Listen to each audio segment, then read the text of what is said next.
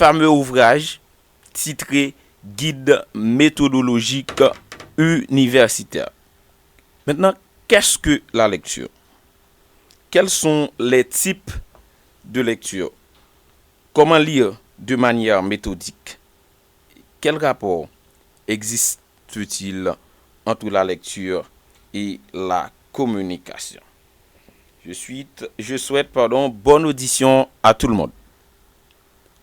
À toutes les époques de la vie, la lecture aide, divertit, enrichit, selon Roland Coase dans un texte titré Qui lit petit lit toute la vie. Pour Catherine Stern, pour chaque enfant, la lecture est déterminante pour le reste des études. Et on continue avec un penseur haïtien, c'est bien Marc Xavier, qui était mon professeur de lettres à l'Université d'Haïti, notamment à l'École normale supérieure, qui a écrit plusieurs livres, tels que Jour de pluie à Saint-Louis-du-Nord, À l'ombre si douce de l'Amandier, et le récent ouvrage qu'il a publié cette année même, c'est bien La lecture comme l'amour. Dans ce livre combien important, il soutient ceci. La lecture comme l'amour est un plaisir que le partage augmente. Il y a un penseur américain, il est des États-Unis d'Amérique, qui s'appelle Dr. Seuss, qui a relaté: plus vous lirez, plus vous saurez des choses. Plus vous apprendrez, à plus d'endroits vous irez. Eh bien, madame, messieurs, on vient d'essayer de présenter la notion lecture avec plusieurs auteurs, que ce soit des auteurs étrangers et un auteur haïtien, un écrivain contemporain qui est bien Marc Xavier. Mais madame, messieurs, pour une définition plus simple, de manière générale, on définit la lecture comme l'action de lire. Comme l'action de lire. Mais que lire? C'est une question sur laquelle on pourra revenir à la fin de notre intervention. Maintenant, quels sont les types de lecture? Dans chaque domaine d'études, il y a une manière de comprendre un fait, de comprendre une chose, de l'expliquer tout ça. C'est ce qu'on appelle la perspective. Eh bien, dans Guide méthodologique universitaire, Aude Jiménez et Jamal Eddine Tadlaoui présentent 4 types de lecture. Premièrement, ces auteurs parlent de la lecture traditionnelle ou de base. Deuxièmement, de la lecture indicative ou sélective. Troisièmement, de la lecture en diagonale. Et puis, quatrièmement, de la lecture active.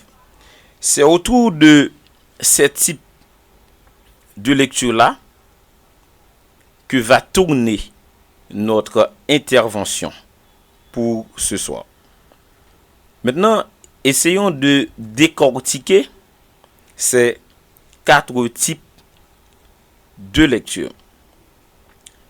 La lecture traditionnelle ou de base, c'est la lecture que nous avons apprises à la petite école, c'est-à-dire lorsqu'on était à la maternelle, encore aujourd'hui, dans le kindergarten. Ce type de lecture consiste à lire tous les mots d'un texte, toutes les phrases, sans laisser aucun mot de côté. C'est-à-dire c'est une sorte de lecture linéaire. Donc, on ne va pas se tarder sur ce premier type, mais plutôt sur les 3 autres types. Deuxièmement, c'est la lecture indicative ou sélective. Nombreuses sont les personnes de manière générale qui ont peur de lire. On les appelle souvent les bibliophobes. Elles ont peur des livres. Ce que je constate en tant que normalien supérieur, en tant que enseignant, en tant que bibliophile, les gens ne veulent plus lire ou bien ne s'intéressent plus à la lecture. C'est parce que ils ignorent certaines techniques de lecture. Et pour qu'une lecture soit bénéfique, pour qu'une lecture soit fructueuse, il faut lire avec méthode. Ou encore, il faut faire une lecture méthodique. Eh bien, lire avec méthode, madame, monsieur, implique premièrement la connaissance des types de lecture, à savoir la lecture indicative ou sélective, la lecture en diagonale et puis la lecture active. Maintenant, qu'est-ce que la lecture indicative ou sélective? Quand peut-on faire ce type de lecture? La lecture indicative ou sélective, c'est une lecture qu'on fait lorsqu'on fait une recherche documentaire. Lorsqu'il est question de rechercher des documents. Eh bien, pour ce faire, madame, messieurs, il est obligatoire de faire la lecture indicative ou sélective. La lecture indicative ou sélective, c'est une consultation des éléments paratextuels. Ou encore, c'est la consultation du paratexte d'un livre. Maintenant, comment peut-on définir paratexte ou encore éléments paratextuels? Les éléments paratextuels, ce sont des mini-textes qui entourent le texte principal, mais qui n'en font pas partie. Et quel exemple peut-on donner comme élément paratextuel? Eh bien, madame, monsieur, il y a une partie d'un livre, du livre qui s'appelle 4e de couverture. Il y a aussi d'autres éléments paratextuels tels que la table des matières. Il y a aussi la préface. Il y a les index. Parlant de la 4e de couverture, mes chers auditeurs, la 4e de couverture, c'est le dos du livre. Maintenant, qu'est-ce qu'on trouve sur la 4e de couverture d'un livre?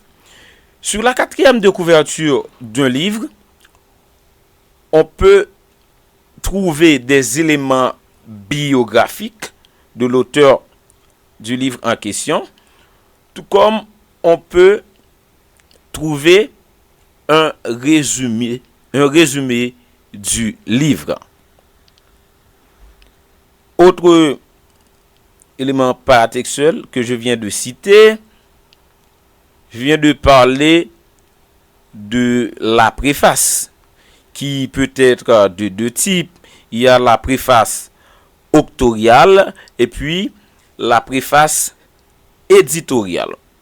Sans oublier la table des matières qui est bien le menu du livre. En prenant un livre, pour savoir s'il s'agit d'un livre intéressant, madame, messieurs, il faut consulter les éléments paratextuels. Et pour ajouter, il faut dire que il y a une autre partie du livre qui s'appelle page de couverture ou bien première de couverture. Sur la page de couverture, on trouve des informations suivantes.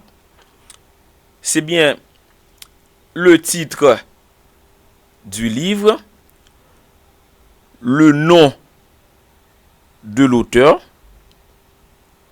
ensuite la maison d'édition ou bien l'éditeur. Bon, sur certains livres, on peut même trouver sur la première de couverture des informations qui concernent le genre littéraire auquel appartient le livre. On peut voir écrire sur la page de couverture roman. Le roman, qui est un long texte narratif dans lequel il y a nombreux personnages, bien plusieurs catégories de personnages. Et le roman, comme indique la définition, texte narratif, voilà, ça fait partie du genre narratif. Autre type de lecture, c'est bien la lecture en diagonale.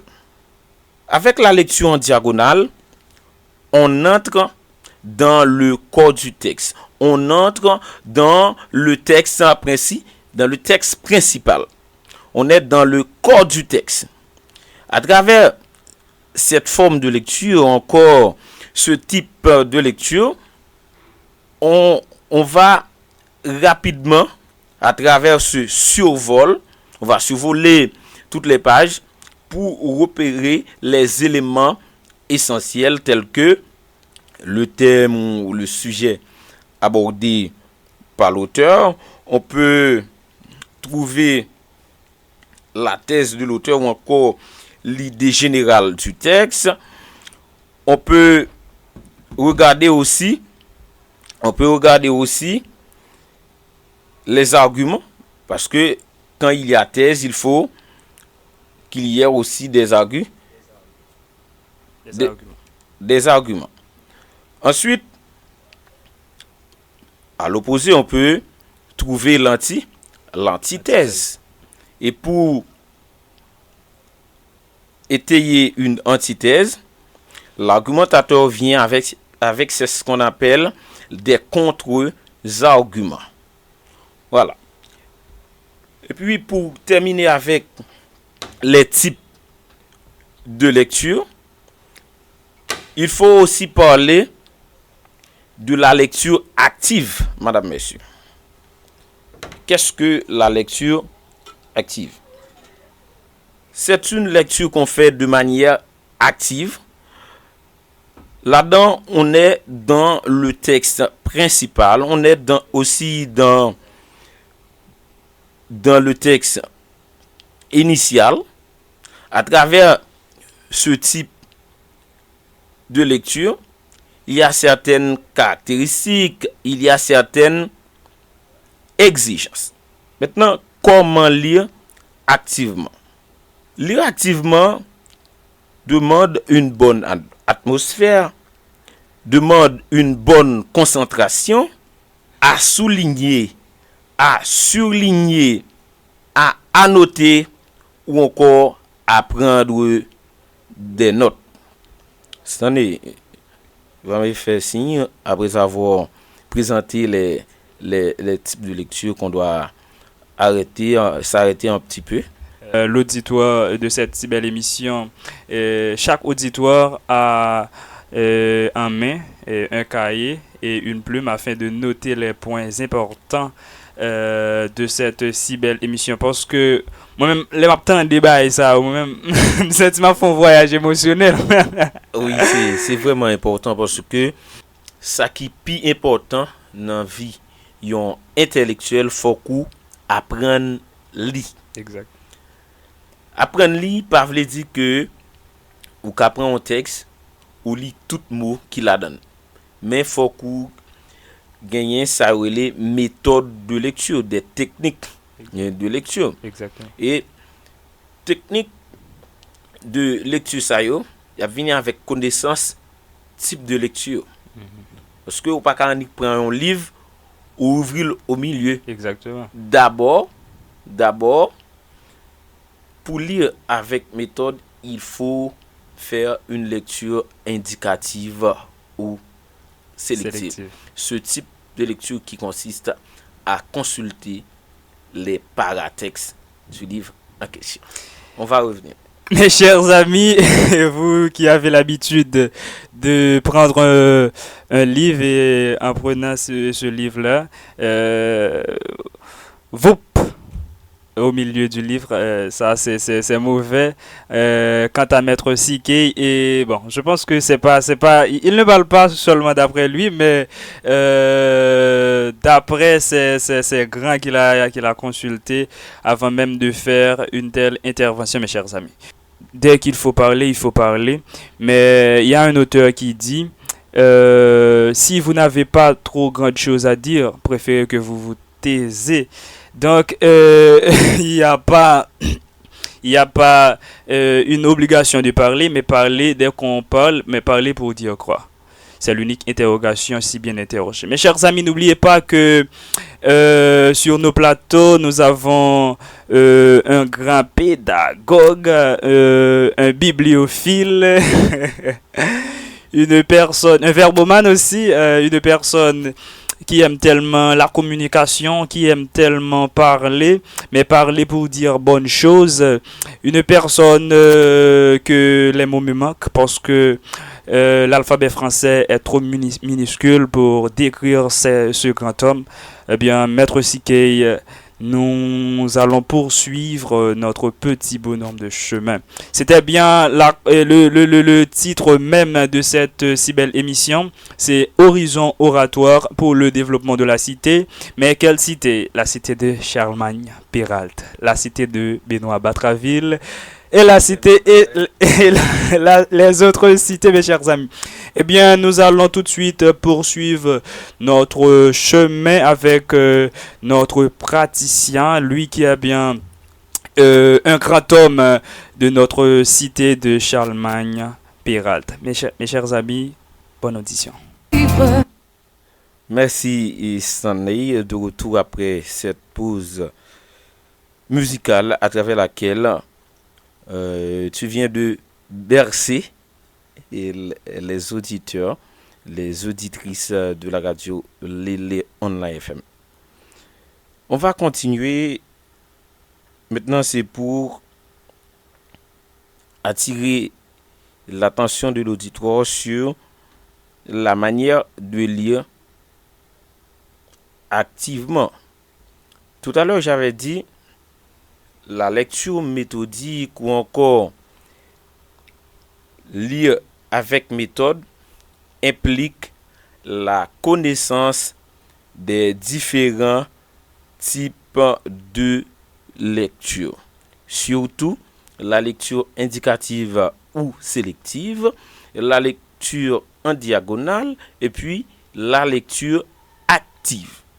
Eh bien, pour bien lire un livre, pour lire avec méthode, il faut commencer par la lecture indicative ou sélective qui exige de consulter les éléments paratextuels qu'on a déjà définis.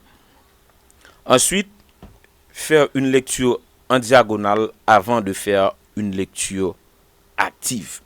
Et pour une lecture active, mesdames, messieurs, ça se fait dans un bon climat, dans une atmosphère sereine. Parce que cela demande une bonne concentration, voilà, une bonne disposition d'esprit. On doit être confortable selon le livre qu'on lit, selon les objectifs de cette lecture. On continue pour dire que lire avec méthode exige de souligner des mots-clés, des passages significatifs, des passages importants. Il faut surlier s'il le faut.